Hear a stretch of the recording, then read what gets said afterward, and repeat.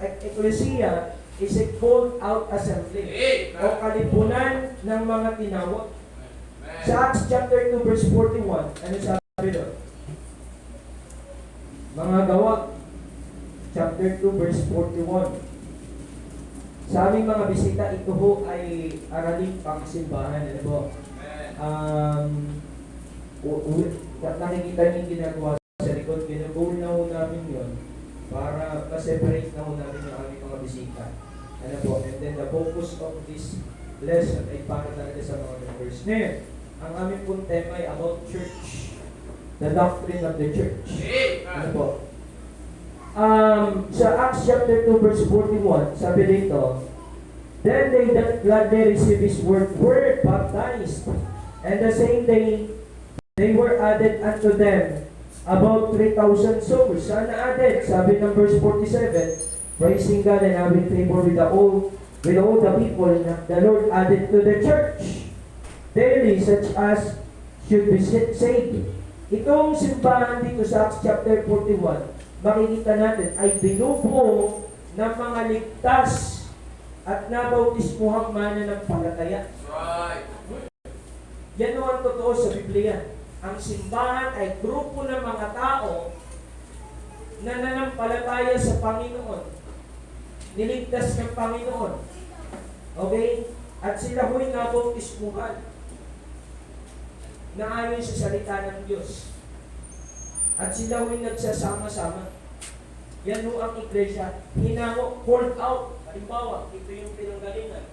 Kinuha yung mga tao at iniligtas ng Panginoon. Matapos iligtas, binautismuhan at isinama sa isang organisasyon o sa isang institusyon. Sapagkat ang simbahan ay institusyon. Tatlong institusyon lang ho ang ginawa ng Diyos.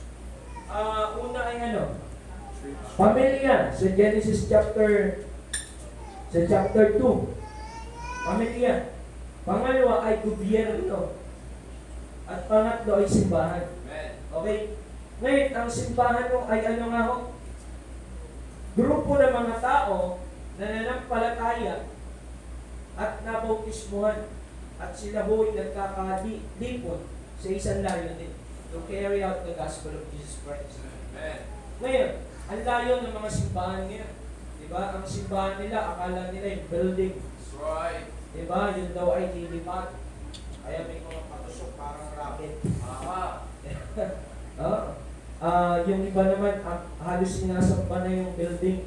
No, the church is not the building. That's right. Sa Romans chapter 16, ang tawag doon, batiin nyo yung iglesia na nasa tahanan ni brother ganito. Paano magkakasya yung building dun sa tahanan? Hindi ho building ang iglesia. Ang iglesia ay mga taong nanampalataya at nabautismuhan. Kaya nga dito, maraming gustong mag-member. Teka, hindi ho ganun basta-basta. Kailangan titignan ho muna natin. Tayo po'y nanampalataya. Kasi ang iglesia sa simbahan, mga taong nanampalataya bago sila madagdag sa iglesia. Kasi kapag pasok ng pasok, welcome lahat, sa simbahan, ano mangyayari? Mapupuno ang simbahan ng unregenerated members. May mga miyembro bakla pa. May mga miyembro mag-iinom pa. May mga miyembro tumboy pa. May mga miyembro mga ngalunya pa. Magugulo ang simbahan. Kukuha niyo po. Kaya dapat talagang nabago muna. Sapagkat ang requirement, kailangan merong fruit of repentance. Right. Kailangan may nabagong buhay. If any man be in Christ, he is a new creature. Yan ang simbahan ng Panginoon. Hindi yung ang gulo-gulo. Ang gulo-gulo. Makikita niyo dyan, nagpupulpitan, magka-holding hands. Jesus at tayo, sama kayo doon. Mag-holding hands sa loob ng sambahan. Hindi magandang tanawin ho yun. Right. Diba? At ayaw kong mangyari isang araw, ganun ang maging sistema sa simbahan ito. At nangyayari na ho sa mga simbahan ito. Diba? They are allowing men and men to marry. Women and women to marry. Diba? Halimbawa si Marlon. Marlon, iniibig mo ba si Ezekiel ng buong puso? Opo, pastor. Diba? Pangit po yun. Kaya nga ito ho yung meaning ng simbahan. Paglalarawan ng simbahan, ang iglesia ay tulad ng pagamutan para sa mga nasasaktan. Kuha nyo? Kaya nga nung nakaraan, nag-lockdown. Hindi sila napunta sa simbahan. Pero napunta sa palengke. Hindi napunta sa simbahan, pero napunta sa SM. Ay kung may matindi ho tayong pangangailangan, ay doon tayo sa lugar na kung saan ay tawag dito, masasapatan yung pinakang importante natin pangangailangan. Ang pinakang importante ho natin pangangailangan ay masasapatan natin sa iglesia. Kuha nyo. Kahit ka pa ng kain, pero yung kaluluwa mo hindi kumakain. Kahit inom ka pa ng inom, pero yung kaluluwa mo ay uwaw na uwaw. Kahit mag-alcohol ka pa, mag-tabaksin ka pa, pero yung kaluluwa mo hindi mo pala pupunta sa langit.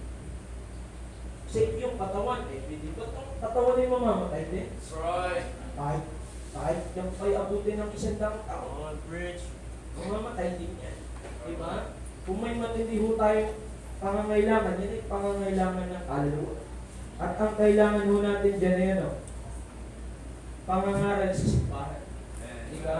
Kaya makikita ho natin dito na ito ay lugar na tulad ng pagamutan para sa mga nasasaktan. Ito ay dalubhasaan para sa edukasyong pambibliya. Ito ay isang kampo para sa pagsasanay ng mga sundalong Kristyano. Ang iglesia ay lugar kainan para sa mga nagugutom sa spiritual. Ito ay tinawag yung babaeng pakakasalan ni Kristo. Alam niyo po ba na ang simbahan pakakasalan ni Kristo? Right. Kaya ang sabi doon, banalin ang simbahan. Kaya dapat sa simbahan, there's a discipline talaga. Hindi po pwede ditong nababahigan tayo ng karumihan. Diba? Hindi po pwede. Kaya nga kahit sa young people, sinasabihan ko, hindi maganda yung meron kayong mga secret relationship dito. Sapagkat anong case ng fornication? Diba, alam naman, ako'y naranasan ko rin naman magkatipan ng ako'y kabataan. Ay di ba yun eh? Tapos nakapan. Hindi ka fornication yun. Diga? That's right. Hindi ka, Marlon?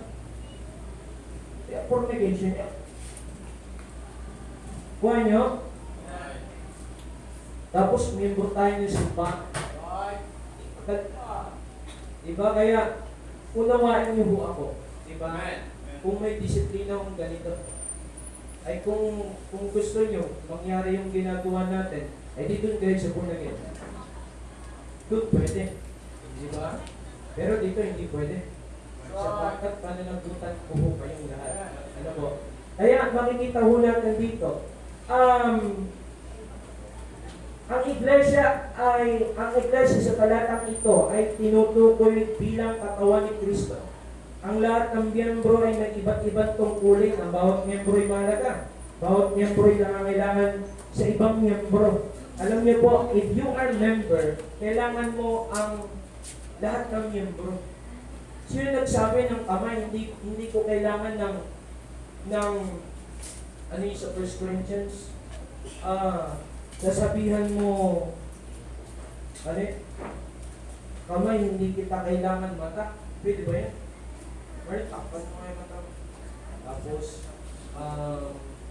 Tapos, buhayin mo yung electric fan. O, di ba, mahirap? Hindi pwede. Bawat isa sa atin, pangangailangan ng isa. Kung tayo ay miyembro ng simbahan. Hindi pa pwedeng hindi. Kaya ang nilagay ng Panginoon dito, maliban na lang if you are not saved. Right. Hindi ka talaga magkakaigay. Ano sabi ng Biblia?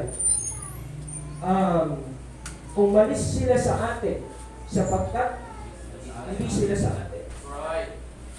Kung bakit sila umalis sa atin para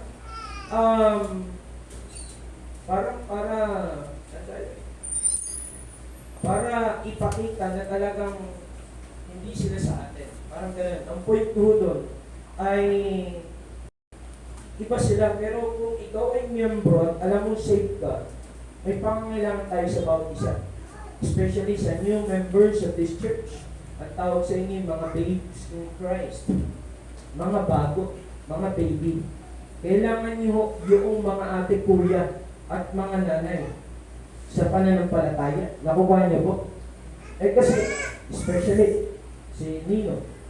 Oh, yan mo ay, talagang marami ng karanasan sa buhay Kristyano.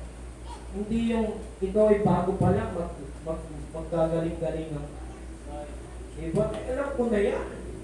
Sa tanda ko pa ganun ito. Di ba yung mga matatanda na siya matatanda? Pabalik ka pa lang. Papunta ka pa lang. Pabalik ka pa. Hindi mo ganun sa Kristyano. Dumadaan talaga sa pagkabigyan. Kailangan mo natin yung payo ng matatanda. Lalo sa payo sa pag-ibig. Lalo sa payo sa pag-ibig. Diba? Hindi po pwedeng yung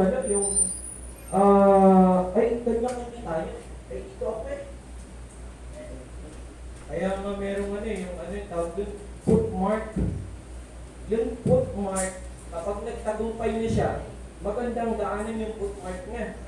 Pero kung yung footmark ay walang tagumpay at nalubot, nalugsak at nalunod sa tumunoy, o hindi magandang puntahan niyo. Why? Abi, may mga nagtagumpay na ho dito. Tutungtungan nyo na lang yung footmark nila. Yung mga footmark na parang may blanco at dahil may paglagpak, ay di po kung daanan nyo. Kasi yun ay hindi na maganda. Maganda yung sure na nakikita mo yung tagumpay. Sa mga young people, ay kita nyo may mga ate ho kayo. Kung babae ka, may mga ate ho dyan nagtagumpay sa youthful lust.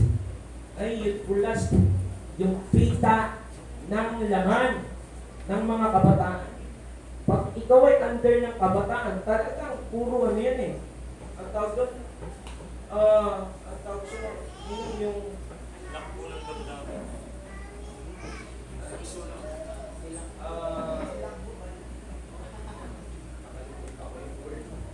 lasciviousness. Yan ang kabataan. Sabi nga ni Ninong, may pinayuhan itong kabataan. Pag ang positibo at negatibo nagsama, anong nangyari? Mag-i-sparks. That's right. Diba? Pag ang babae at lalaki nagtabi, anong nangyari? Lord! Maganda eh. Kahit ikaw ay tapos pa lang, kahit pinsi ka pa, ay di ka dito, pagpunta ko yung mga nabubuntis. Tandaan natin mga Kristyano tayo, may paglagpakuta. Kaya makinig po kayo sa payo. Hindi ba pwedeng hindi kayo makikinig? Sapagkat may mga nagtagumpay dito, nakinig po ng payo. At ano sabi ng Bible? Multitude of counselors, there is what? Safety. Yun, nagsabi niya, salita ng Diyos. Diba? Kaya nga, alam nyo, kailangan natin ng isa't isa. Hindi ko pwede may sarili tayong desisyon. Hindi ko pwede. Diba? Kailangan isasangguling nyo ho yan. Kasi baka mamaya magkamali ho tayo. Anong church? Meron nung terminology ba yung tawag doon? Yung may signature tapos may meaning? May ano? Acronym. Acronym. May acronym o acronym? Acronym. Maganda yun. Okay, yung letter C ay compassion. Ayan, compassion. And then, ang H ay hatred for sin. Okay? Compassion, di ba ang tagal sa compassion? Simbahang mga baging. Okay? Then yung hatred of sin, for sin. Simbahang nagagalit sa kasalanan. Kaya nyo? Kaya nga sa amin walang bawal. Pag tinanong nyo kami, anong bawal sa inyo? Wala po sa amin bawal. Isa lang. Kasalanan. Because we have conscience to know what is right and good. Bawat isa, kahit pa na'y Abu Sayyaf, kahit pa na'y Taliban, meron siyang konsensya eh. Right. Right. Diba? E pero mo, ibibidyo, papatayin. Ba't niya binibidyo? Kasi alam niyang mali. Pagka ito ay pinakita niya, magbabayaran yun. Kuha niyo, may konsensya yan. Yun ang nga namumugot ng ulo. Kahit pasabihin mong walang konsensya, pero meron pa rin talagang konsensya. Because that is the law in the heart of all men. That's right. Conscience. Ngayon, hatred for sin. Ang simbahan ay dapat galit sa kasalanan. Ang simbahan ay dapat galit sa kasalanan. Kung may dapat tayo nakagalitan, hindi yung bawat isa sa atin. That's right. Dapat yung kasalanan. Yan ang simbahan. Diba? Huwag tayo masyadong ano tawag sa ganun. Galit. Tayo yung may compassion, pero tayo hindi pwede yung malamya. Ang tawag dun yung parang tinotolerate natin, kinukonsente. Hindi ganon. Dapat we have an hatred. Ang mali ay mali, ang tama ay tama. Di ba may kanta na? Sino kumanta nun? May kumanta eh. Diba? At dapat, pagka tayo nakanta, merong nakikita sa buhay mo natin. Ang hirap kumanta sa unahan, hindi lang sa buhay natin. Mali po yun. Then, action of the Spirit.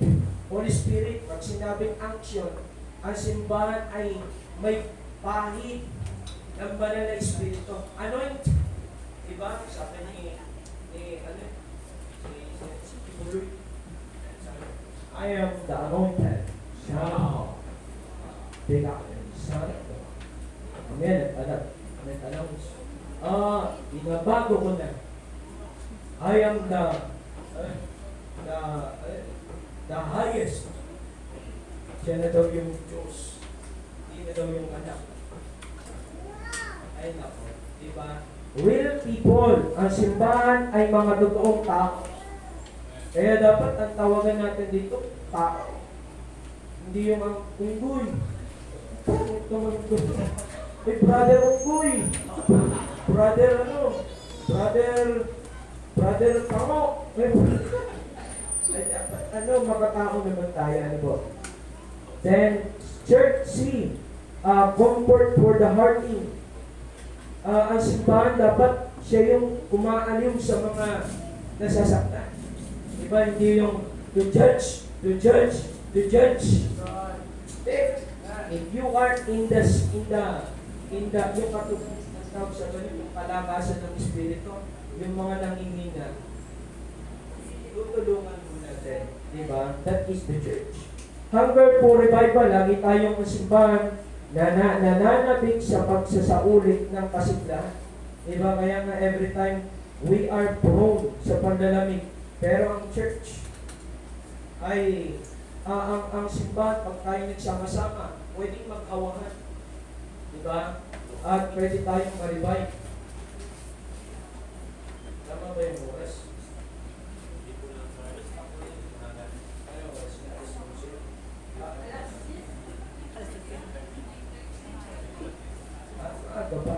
Okay. Layunin ng iglesia. Ang layunin ng iglesia sa Ephesians chapter 4 verse 11 to 15. Kung babasahin nyo, ay maliwanag na ang iglesia ay para sa paglago ng mga mananampalataya, para sa paggawa sa ministeryo ng Diyos at pagpapatatag ng mga Kristyano. Ito ay para sa pagkakaisa at pagtuturo tungkol kay Kristo. Sa verse 14 ay binibigyan diin sa mga iglesia o na ang iglesia ay babakot sa mga Kristyano mula sa mga maling doktrina at pandaray. Ayan mo ang layunin ng iglesia. Magbigay ng kaluwalhatian sa Diyos, palaguin sa spiritual ang mga miyembro nito, maging haligi at pundasyon ng katotohanan, mga sa buong sanlibutan. Kuhan niyo po, if we are saved, tayo ay na belong sa simbahan ito, na hindi pa pwede na andito ka lang at wala nangyayari sa iyo. Kasi ang design niya talaga ng simbahan yung mga bago, talagang sila'y patatatagin, palalaguin, magkakaroon ng iisang espiritu. Diba? At babakudan ng Kristiyan mula sa mga maling doktrina at pandaraya ng Diablo. That is the purpose of the church. Kaya nga, alam niyo po, na kung sa iglesyang ito medyo pinapakalman tayo, yun ay dahilan sapagkat may mali sa ating buhay. Kasi bago pa naman tayo pumasok sa simbahan ito, may batas na ang simbahan. That's right. Nasa salita ng Diyos. Buhay niyo po. Kaya kung tayo man ay minsan nasasabihan, napapalalahanan, aba teka, saan ba galing yung palalahanan, pagpapalanan at pagsasabi? Di ba nasa salita ng Diyos? Amen. Di ba? Siyempre, bilang tagapanguna, ay prone din ako sa ibang response ng mga members. Pero sana, unawain niyo ako. And just preach the word, being stand of season, out of season, reprove, rebuke, exhort, doctrine. Yun lang naman ho ang atin. Di ba? Eh kung ano naman yung sinasabi sa akin ng salita ng Diyos bilang tagapanguna, inilalatag ko sa simbahan. Kaya sana igalang niyo. Pero kung hindi nyo man ako igalang, it's alright. The door is open. And you find another church that fit to you. Diba? Kung naghahanap tayo ng simbahan na magkukumpot sa atin dahil may disiplina ang simbahan ito. Okay, itong iglesyang ito sa Acts, which is our pattern. Kasi ang church ho, makikita natin ang history sa Acts. Kaya kung maghahanap po tayo ng tamang simbahan, ang pattern natin ay what? Book of Acts. Sapagkat sa Book of Acts, dito ho naglago ang simbahan. Diba sa Matthew chapter 16, 18, buhay pa ang Panginoon. And then, sa chapter 1 ng Acts, umakyat ng Panginoon, iniwan na dun sa 120. And that is their start. Naabot ang Colossians, Philippians, Thessalonians, Galatians. Kaya makikita natin, kung magbabasa tayo ng katotohanan tungkol sa iglesia, go to the Book of Acts. Diba? Ang iglesia sa Book of Acts, ito yung iglesyang mapanalanginin. Number 3 na ho tayo. Iglesyang mapanalanginin. Ano po? Hindi sila nagiging abala dahil sa panalangin. Ito ang kanilang prioridad.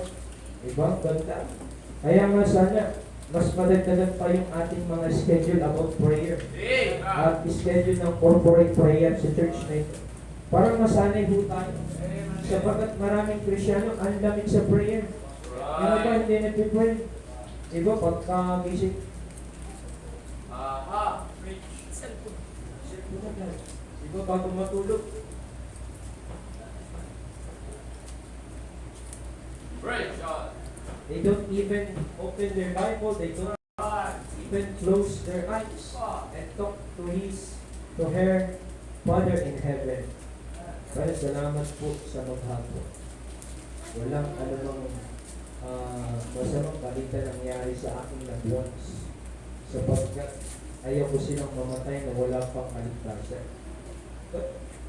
Iba, pagkagising, salamat. Hindi ako nagawag po. Amen. Ay, taas ko nga may cholesterol. At the same time, a new opportunity, new privilege to serve you. Diba? And also, yung pag-pray natin ang bawang isa. At ako rin mo. Diba? Sana ipanalangin niyo ako. Kasi pagka hindi niyo pinalangin, sana nagkakamakal. Praise God. Diba? Ito yung iglesia mga bagin, sila yung nagmamalasakit sa mga nasasaktan. Ito yung iglesia mapagbigay, mga bagay na palataya ay kusang nagbibigay sa kanilang kapo at mga kaloob sa iglesia para sa mga gawain ng Diyos. Ay kung bibigay ka nga naman, pag hindi pa yung kalooban ng Diyos sa pagbibigay. Ang kalooban ng Diyos sa pagbibigay, hindi sobra, hindi kulang. Tama lang. At yun ay tinatawag na ikabo. Ang Amen. daming hindi naniniwala sa ikabo. It's alright. Sapagkat, probably they are not saved. And probably, meron silang mga pinoprotektahan. Pero simbahan ito, sa amin as a church, kami yung nagkakaunawaan sa bagay nito. Pero if you have question the Word of God, without the law, there is a tithes. Sa law, sa panahon ng law, may tithes. Sa panahon ng grace, they practice tithes. Kuha niyo, pero hindi na siya, diba? Pero ang pinakang mababang pagbibigay, tithes, wala nang iba. Wala na. Oo. Yun ang pinakang mababang basihan ng pagbibigay sa Biblia. Kaya kung magbibigay ka, hindi, doon ka na sa tamang pinakamababang hinihingi ng Panginoon. That is tithes. Dito pati nagkakaroon ng equality ang bawat isa. Halimbawa, ang income ni Marco ay 30,000. Ang income ni Ronald ay 6,000. Diba? Ang tithes nito ilan? 600. Sa kanya, 3,000. Pero sa mata ng Diyos, equal lang. Amen. Kahit pa ang income mo, halimbawa, isipin ay 10. Magkano ang tithes mo? Piso. Ang income ni Marlon ay 30,000. Ang tithes niya ay 3,000. Equal mo yung kahit piso pa. Kuha nyo? Nag-i-equal ang lahat because of tithes. Diba? Kaya kung magbibigay ka, hindi doon na sa tama. Eh ba, hindi makapagbigay ng tama kasi yung income nila mali. Sa mali, nang gagaling. Tithes ko ba ito? Ay, ito pinanalunan ko sa tongkit. Ay, nanalo ako sa waiting. Hindi ho, dapat galing sa Panginoon. Tumanak yung pawis. Yun ang masarap na blessing. Hindi yung ninakaw na pet. Hindi yung panglalamang natin sa kapwa. At saka ang tawag doon, pag ikaw kasi nagsusugal, yun ay may kasalanan. Sin of covetousness. Gusto mong matalo yung kalaban mo. Nakuha mo? Sin of covetousness. Pagsusugal. Pagkaya sa wedding, pagkaya sa loto, ay payan ay in-approve ng gobyerno. Hindi pa rin yan aprobado ng Diyos. Sapagkat ang batas ng gobyerno at batas ng Diyos ay magkaiba. That's right. Diba ang wedding nilagay na sa PCSO? Diba? Kahit pa ganyan ang sistema, ang batas ng Diyos ay mananatiling batas niya. Okay. Ito ay iglesyang nag-aaral ng kaluluwa. Uulitin ko. Ang iglesia sa salita ng Diyos, sa Book of Acts, which is the history of the church, ay iglesyang nag-aakay ng kaluluwa. Amen. Ay, daming simbahan ngayon, hindi nag-aakay ng kaluluwa. Ang ginagawa nila, yung brainwashing. Tao. Spirit tao. Anak ni Maria. Napagod, nagutom. Ano si Kristo? Tao. Anak ni Maria. Sino si Maria? Anak ng tao. Ano si Kristo? Tao. Brainstorming. Ano si Kristo? Tao. Tao lang si Kristo. May pag tinan mo, ano si Kristo? Diyos o tao? Tao lang. Tao lang. Napagod, nagutom. May nagugutom bang Diyos? Kami naniniwala naman na si Kristo ay tao. Pero siya nagkatawang tao. Ikaw ay magkatawang aso. Ano ka dati? Aso ka pa rin. Hindi. Ikaw ay tao dati. Si Kristo ay Diyos na nagkatawang tao. Diba? Yan ang ginagawa ng religion yan eh. Brainstorming. Brainwashing. Tapos, ipapaliwanag pa. Hindi may narawan. Ang sabi ng Bible, thou shalt have no other gods before me. Huwag kang magkakaroon ng ibang Diyos liban sa akin. O gagawa ng larawan ni Jesus Christ na long hair. Gagawa ng mukha ni Maria, ni Santo Niño. Pwede nilalagay tapos tinatawagan. Hindi daw naman sinasamba. Ginagalang lang.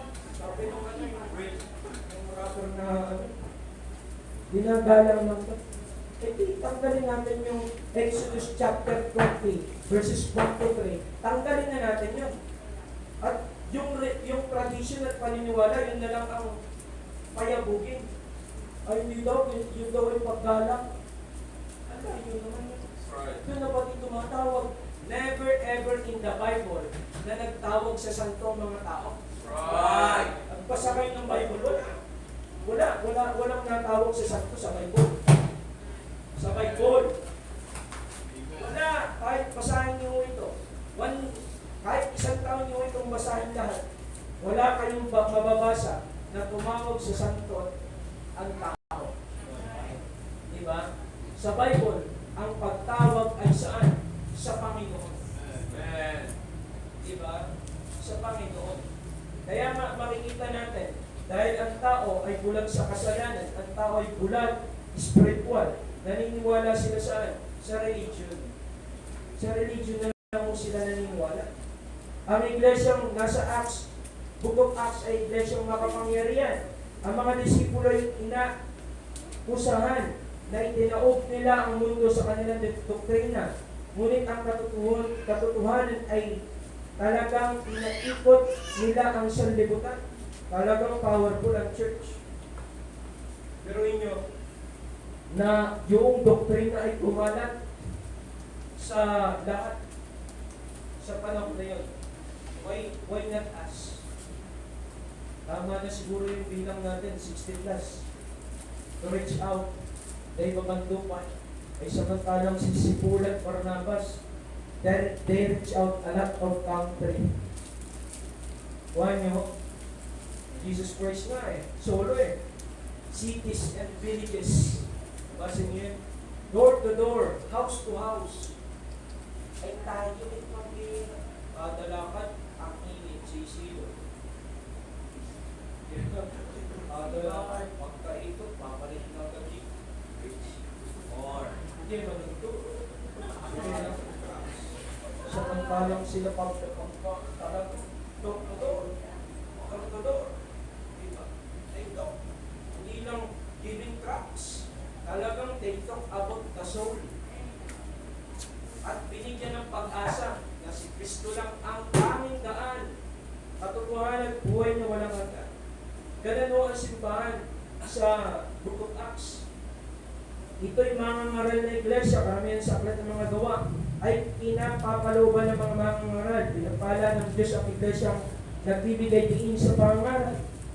Kaya nga, yun din mo yung punteriya ko sa simbahan. Hindi mawawala ang soul winning sa simbahan ito hanggang katapusan ng buhay ito. Diba? Gagawin po natin yun sa simbahan ito sapagkat that is the purpose of the church to carry out the gospel. Diba? Iba pang tuboy pa lang hindi na tayo makalis sa Happy Valley. Diba? O lipat naman tayo next Saturday. Dito naman sa kabilang kalsada. Hanggang maubos natin, mayroon pa tayong lupa yata. Hindi mo lagi pala yun. Sira yung jeep natin kanina. Pero, bakit bang Panginoon? Ilya ang nilaban. Para lang makita si John the Baptist. Diba? Why not tayo? Ay meron namang gasolina, meron namang pera, pamasaka. Diba? Anin ba natin yung pera? Diba? Hindi gamitin natin sa gawain ng Panginoon. Halimbawa ng mga mangangaral, si Pedro sa Jerusalem, si Stephen sa harap ng Husgado, si Pedro sa tahanan ni Cornelio, si Pablo si Barnabas sa Salamis, si Pablo sa Silas sa Iconium, si Pablo sa Listra, si Pablo sa Tiatira, si Pablo sa Thessalonica, si Pablo at Silas sa Berea, nangaral mo sila. Si Pablo sa Atenas, si Pablo sa Corinth, si Pablo sa Efeso, si Pablo sa Roma, si Pablo sa Vietnam, si Elmer sa Bicol, sa Afghanistan. Amerika po. Ay kung tayo ganito, tayo ang simba, Panginoon. Diba?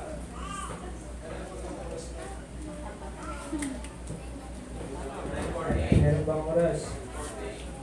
Okay, ito yung iglesia ang inuusip. Ano ba nagong simbahan ay inuusip na simbahan?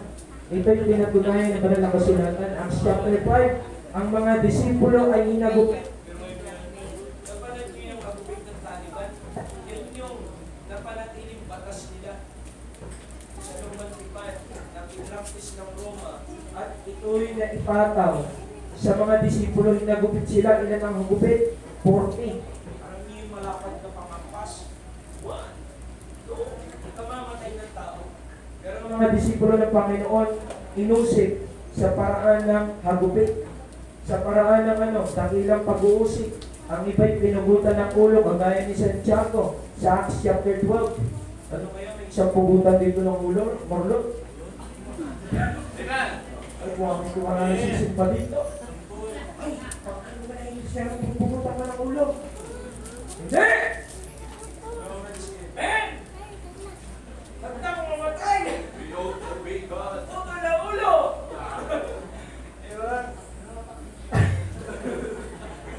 Ay, naging example na si Mark. Hindi, dapat we're willing to die for the Lord. Amen. Amen! Diba? Ano pang ginawa sa kanila? Ikinulong. Pinato. Si Pablo, pambira. Ano yun? 50-50. Hindi dahil sa taas ang kolesterol, kundi nakubusan ng dugo sapagkat pinagbabato. At si Paul at Silas naman inulong ng maraming beses at marami pang iba sa book of Hebrews chapter 11, mababasa niyo. Pwede nalagari sa history yung martyrs, kung magbabasa ka yung buntes na Kristyano, pinakain ng katsa, tapos binumusan ng tubig, hanggang mga yung bituka, tapos biglang ihigitin yung katsa, dala yung bituka. Imagine that. Basahin niyo yung martyrs, Christian, yun mo ay totoo nangyari. Pax, martyrs of Pax. Pax, hindi ko kayo pasurutin. Makikita natin talagang matindi nangyari sa unang iglesia. Ay, ngayon, kakaiba. Oo. Ngayon, pag umulan. Ay, Rich. More. Ngayon, masakit ang ipin. Rich. Samantalang dati, akong taulos yung pala eh. Ay, hindi yung mga hindi yung pugutan na. Yung mga hindi pala pugutan. Saan ba pa rin sa Panginoon? Ngayon, walang pamasahe, hindi makapunta sa simbahan. Hindi magpiling mangutang. Ba't yung mangutang? Baka yung babayad. Ay, nako. Maraming kaparaanan mo. Diba? Dati nga, dapat ngayon may bike na. May motor pa. May tricycle pa. May jeep pa. Iba, may kotse. May kotse pa. Diba? Ang iglesia ay makatao. Matapos iligtas si Saulo, na ngay tinawag ng Pablo, dumating si Ananias upang si ipanalangin at tinawag siyang Brother Saul. Kaya dapat Brother Diego, Brother Joey, Brother Rensky, hindi yung unggoy. Uy! Baboy! Ang pangit naman ng gawin sa church. Diba ang tawag na sa atin? Para tayong unbeliever, diba? Mga utot, itlog, ay ngayon ay iba na. Tayo imanan ng palataya. Tawagin natin ang bawat isa sa pangalan. Diba? Dapat yung pangalan talaga, kahit kaya nga yung Facebook mo, pinapangalanan yung kung anong in-check na click mo. Hindi pa rin makilala kasi iba ang mukha. In-check na iba pa ang mukha. Sino kaya ito? Korean ang itsura. Ayusin naman. Kung ano yung totoo yung pangalan, yun ang ilagay sa Facebook. Huwag nang maglagay ng mga mas. Bawal ba yung may ano pa rin ba? May ATM sa Facebook. Four. Pati mas ay, chichik pati yung mas sa Facebook. Ay wala namang may ATM sa Facebook. Tanggalin nyo na yung mas nyo. Mag-picture na kayo ng ano. Eh, nung nagkuha nga kami ng yellow card, pinatanggal yung mask, bakit? To identify. Alam mo ba, yung bibig ay, diba? Ay, hirap naman ba? So, halimbawa, si Ezekiel. O, ganda Ezekiel. Tapos yung picture ni Ezekiel, nakanektay. Ako doon lang ang mga mukha natin. Ay, nako. Naglalagay pa kayo ng kumyanin, mga baklayan mo. Ay. Ang iglesia ay nararapat masumpungan bilang isang pamilya. Ang simbahan dito ay pamilya. Sa Kristiyano, ang pamilya, kahit paayaw mo sa tatay mo pa rin yan. Kung ano yung tanggapan ng kahingaan. Diba? Yung tatay ko nga, may pagkakamali. Sila hindi tanggap. Pero later on, tama ako. Kasi, namayagpag ang pag-ibig. Kung nyo, ganun din sa mga kapatid. Dapat sa kapatid dito, ay tayong family. Diba? Pero siyempre, kapag ka may hindi totoong kapatid, wala tayong magagawa. Pero, i-try natin, pakisamahan pa rin ng tama. Diba? Pero, yan o yun, we are family here. Kung may dapat magkaunawaan tayo, hindi ka maunawaan, i-open mo nga yung nararanasan mo ngayon sa tatay ko. Tatay, sabi mo, tatay, ako ba inuusip? Ako yung nasip ka. Oh, ba't kayo inuusip? Ewan ko pa sa iyo, ikaw ang nga nakuusip. Ano ka namang i-open mo yun? Hindi ka makunawaan yun. Diba, i-open mo kayo Nino. Anong ipapayo sa iyo? Bakit? Naranasan mo. Siguro yung inusip din ito ni Nanay Rose. Nanay Rose, inusip niya rin si Nino. Ay, ikaw nang uusip. Tayo magkakaunuan dito. Amen po ba? Huwag yung wala kang tiwala. Diba? Baka kasi kaya wala kang tiwala, may ayaw kang malaman ng iba sa inyo sa buhay. Na ayaw mong magpatulong. Ano po? Kailangan mo natin ng isa't isa. Tungkulin ng pastor, highlight na lang, tungkulin ng pastor upang pakainin ng iglesia, pangasiwaan ng iglesia, at sundin ang tagapanguna sapagkat may chief shepherd, who's that? Jesus Christ. Amen. Kung ano yung sasabihin ng ulo ng iglesia, who's the head of the church? Jesus Christ is also the founder. He is also the Lord. Siyempre, siya ho ang masusunod. Kung ano yung mando niya, yun ang ipamamalakad sa simbahan. Wala ho tayong kinikilalang founder na tao, maliban ang Panginoong Jesucristo. Diba? Ang mga simbahan may kinikilalang founder. Diba? Ngayon, doon na nagkakaiba eh. Sa Bible, ang founder, si Jesus Christ. Pwede, pagpunta mo sa simbahan po din na may patusok, incomplete. Incomplete nga eh. INC. O, sino kinikilala nila? Ikinana, Ramalito, Eranyo, Menalo, di ba? Felix. So and so forth. Sa Buddhism, sino kinikilala nila? Si Siddhartha Gautama. Sa Mormon, sino kinikilala nila? Si Joseph Smith. Di ba? Sa Badista, sinong kinikilala nila? Ellen G. White. Sa Catholic, sinong kinikilala nila?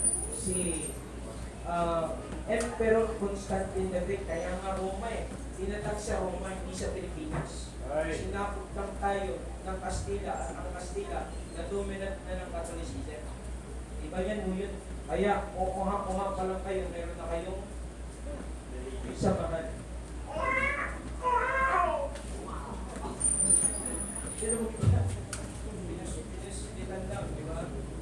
Ang laking pagkakaiba. Kaya nga, sa simbahan, no, ang tagapanguna tinawag na matanda. Elder. Pag pastor matanda. Ibig sabihin ng matanda dito, binibigyan diin ang karanasan, karunungan. Pinakita ito ng kanyang pinapakita ito sa kanyang pagtuturo, pangaral at pagpapayo. Ang kwalifikasyon ng pastor ay nasusumpungan sa 1 Timothy chapter 3. Basahin nyo, that is the qualification of the pastor. Pastor, ang tawag din sa tagapangunay pastor, binibigyan din ng pagiging pastor na nangangalaga. Siya ay para magpabala sa mga miyembro mula sa masasama at delikadong mga bagay. Palagi ang nagmamatsyag para sa kaligtasan ng mga kawan. Diba?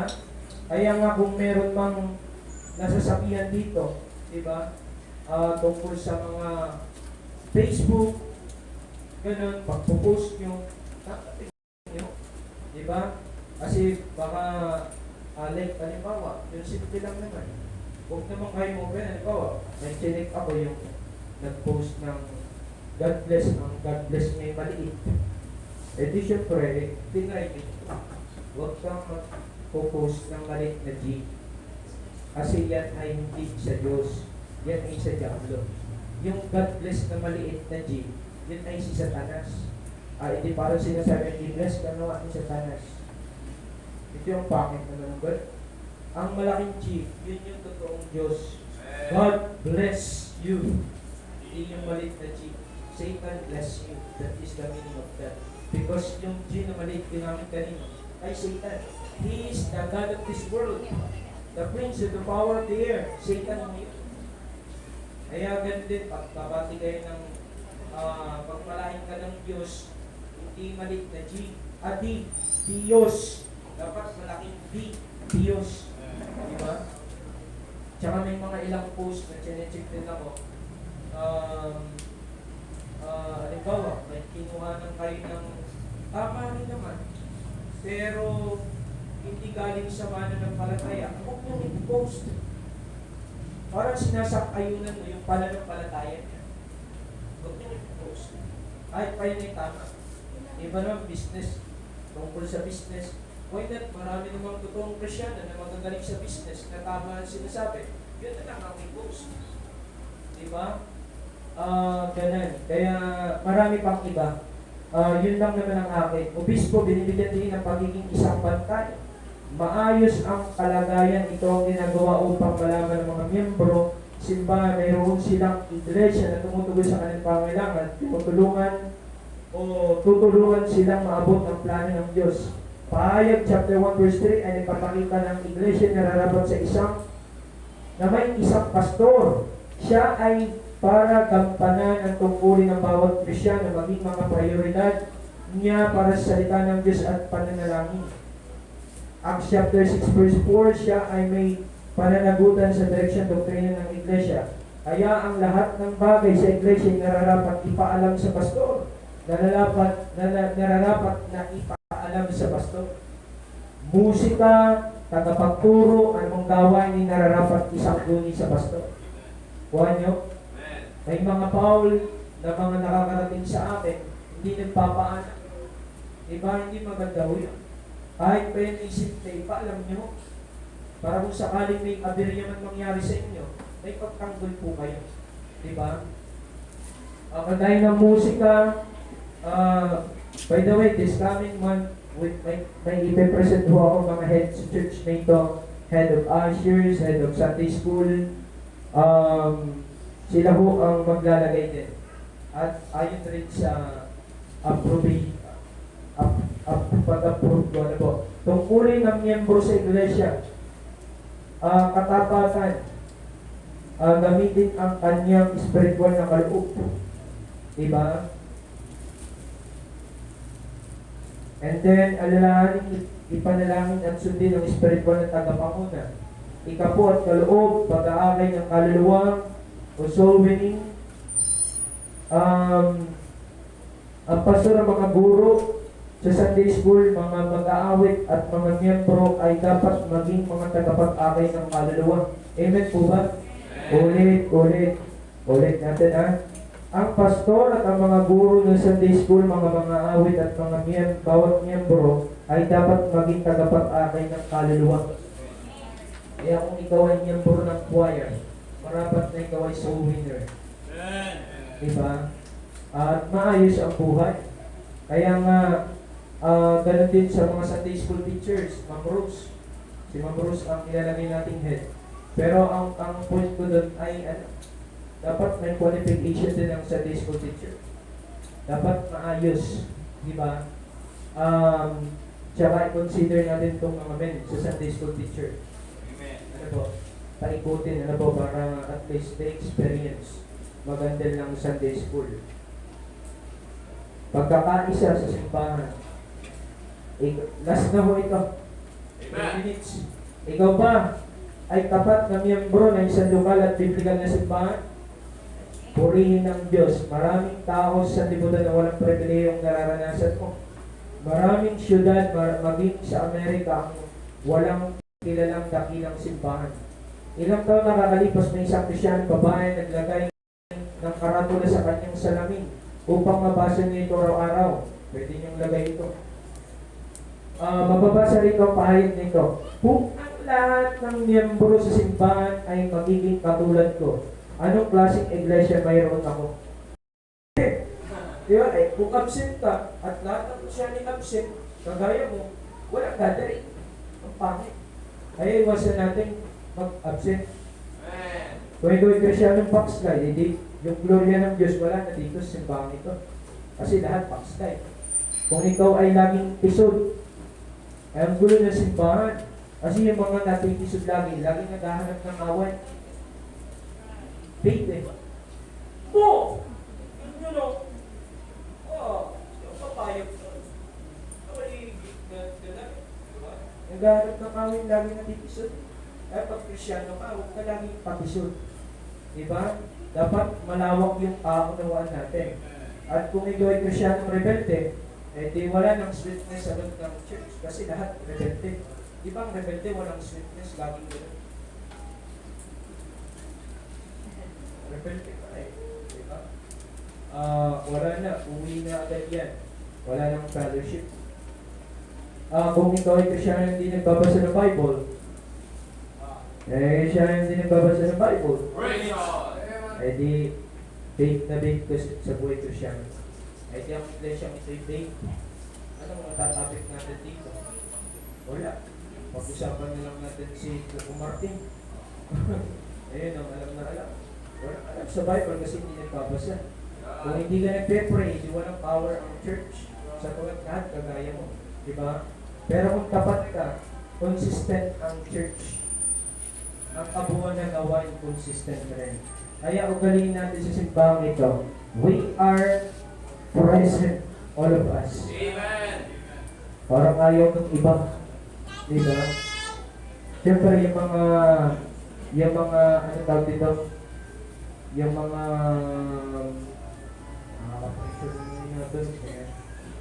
alam ko ba yan? Alam ko, alas 9 na eh. Alas 10 na. Pero yun lang po, ano po, ang point po dito ay ang pangit pag gawin miyembro ay hindi tayo nagtatapat sa Panginoon. Kaya sana ay yun naman kasi ang ang hinahanap din ng Panginoon, di ba? Ang sabi ng Panginoon, moreover, it is required in the steward that a man be found faithful. Ano? Di ba lang may sabi? Salita ng Diyos. Kaya, pray na tayo ho ay nabilis sa topic na ito about the church. At ito'y ano lang, ito'y binungkal, ito'y ano lang eh. Kumbaga, pahapyaw lang. Marami pa tayong lesson. Pero after this, may mga lesson na tayo na doctrine.